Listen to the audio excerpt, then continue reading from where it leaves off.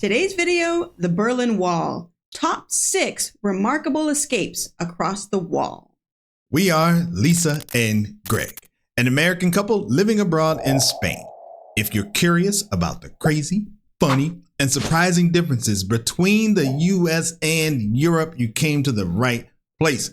We're on our way to 10,000 subscribers, so go ahead and hit the subscribe button so you could be one of the 10,000 that's coming along for the ride. Okay. All right.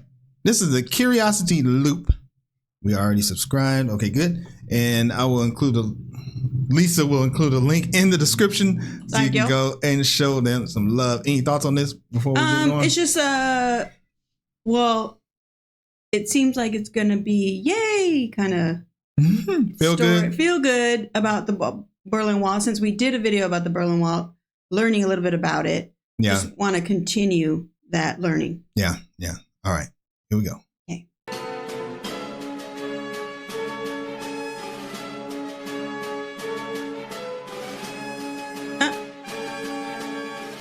Uh-oh. Preview. Okay. The East German soldier Wolfgang Engels may have helped to build the wall, but 2 years later, he had enough of it. In April 1963, he stole a parked armored personnel. So the East German soldier. Yeah. And he helped build the wall. Yeah. Had enough of it.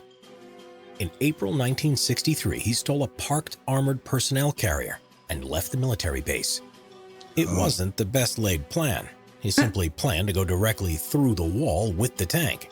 Oh no. A few hundred meters from the border, he leaned out of the vehicle and offered bystanders a ride to the west, but no one joined him. Engels then put his foot down and launched at full speed the tank into the concrete barrier. Oh my God. He didn't break cleanly through, and dramatically the exit door was still on the east side. He got out and climbed over the bonnet, but a guard who had arrived at the scene shot him at close range. Oh, damn. Oh, wait, I thought these were good escapes.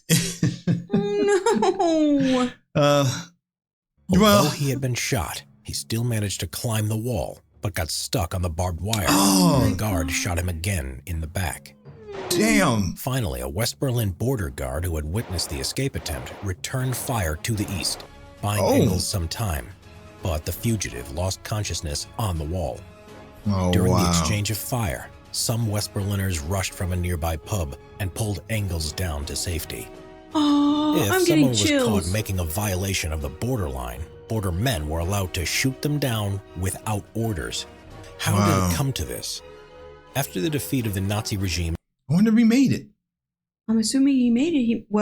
He made it to the other side. Yeah. So, which even if he didn't make it, I mean, he'd probably rather be that way, where he was on the other side. Hopefully he got to wake up and acknowledge that he made it. Yeah. Without orders. How did it come to this? After the defeat of the Nazi regime in 1945, Germany was put under the control of the Allied forces with the U.S., British, French, and Soviets each having their own zones of occupation. The Cold War incited a strong flow of emigration from the east to the west. So much so that in 1961, East Germany's communist leaders decided that a wall should be built around West Berlin to prevent their citizens fleeing to the west, and to prevent the intrusion of possible agents and spies. The people living in the east were confined without the possibility of crossing the border. The desperation inspired hundreds of escape attempts, not all successful, but some absolutely creative. Harry Dieterling was a train engineer about to be transferred to a labor and re-education camp after refusing to comply to state programs. 4 months after the construction of the wall, he saw his opening, literally, in a train crossing to West Berlin scheduled for permanent closure. There was no time to waste.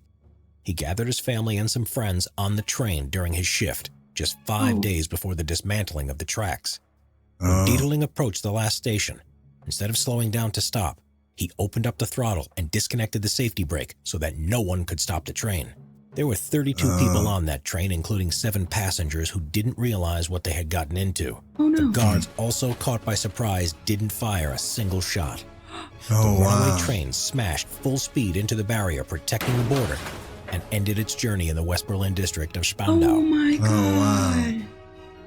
Well, there's a good story. It is a good cute story. That was probably so scary. Yeah, that probably was. But they said 7 didn't know, so that means everybody else. No. But I wonder how they felt once they got there. Were they like, well, wait a second. No, that's not where I was trying to go. Well, because they would be like, my family's still back there. So they may be, that's tough. But his family was probably scared out of their minds knowing what they were about to do. Yeah, that's true. And ended its journey in the West Berlin district of Spandau. Yay. Horst Klein was a trapeze artist living in East Berlin who was banned from performing for his anti-communist ideas. He noticed a cable spanning across the Berlin Wall and decided to flee, doing what he did best. Oh! During a cold winter night of 1962, he climbed an electric utility pole, reached a high-voltage cable, and started moving hand over hand over the wall. That's At some point, his arms became too tired, and he tried to use his legs too. Dangling a perilous 18 meters above the guards patrolling the area, Klein was far from safety, yet outside the range of the searchlights. Unfortunately, his hands numbed in the cold and he lost his grip, falling down.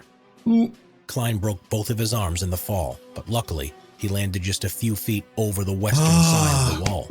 Oh my God. 21-year-old Ingo Bethke dreamed of seeing the world, but his dream could never become a reality. These are giving me chills left and right. Yeah. Oh my God. Dang, this is good. Okay. As long as he was trapped in East Germany.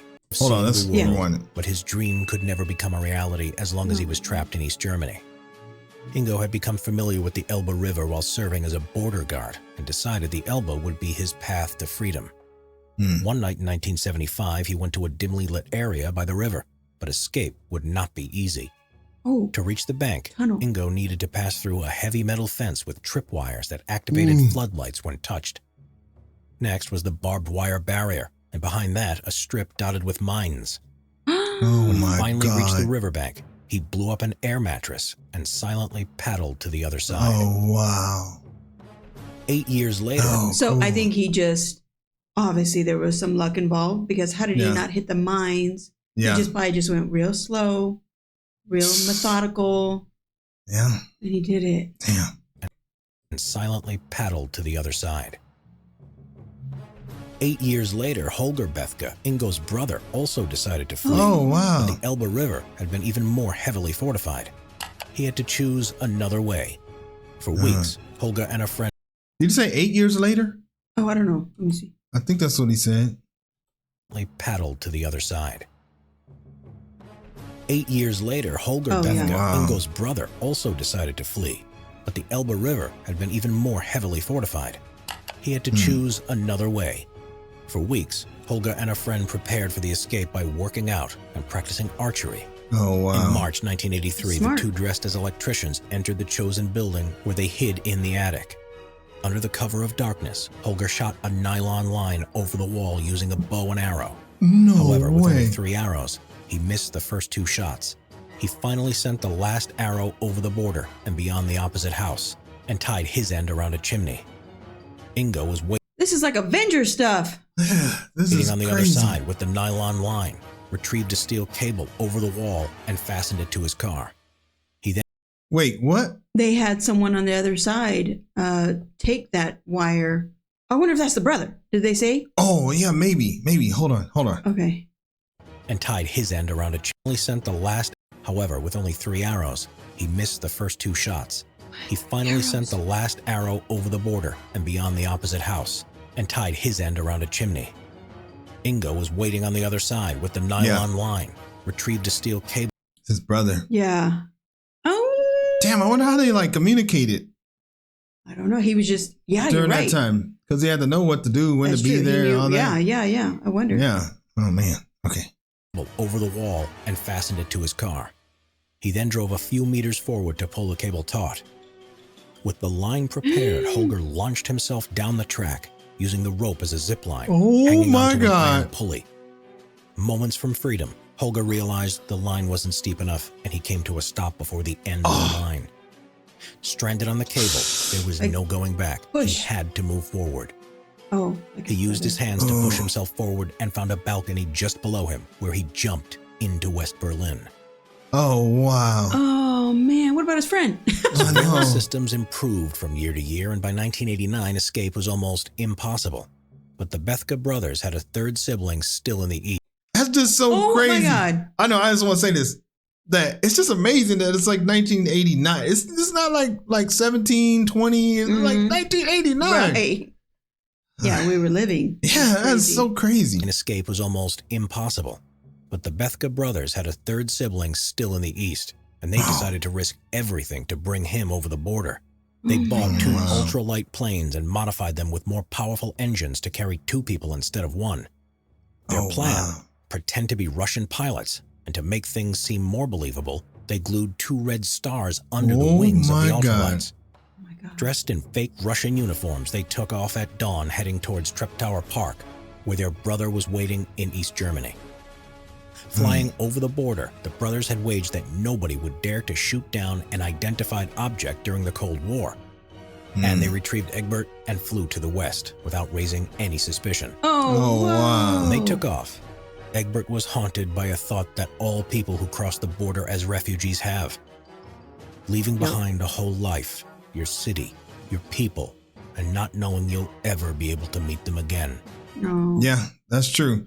Because it's not like, like we know that it ends because it's history. But like at that time, it's like you think it's going to be like that for the rest of forever. Right. You're never going to see him. It's been this long already. Right. Yeah. Your city, your people, and not knowing you'll ever be able to meet them again. Oh, wow. Oh, man. What a That was amazing great. family. That was great. I mean, it started off kind of rough. Yeah. I know, because like I kept getting shot. I know.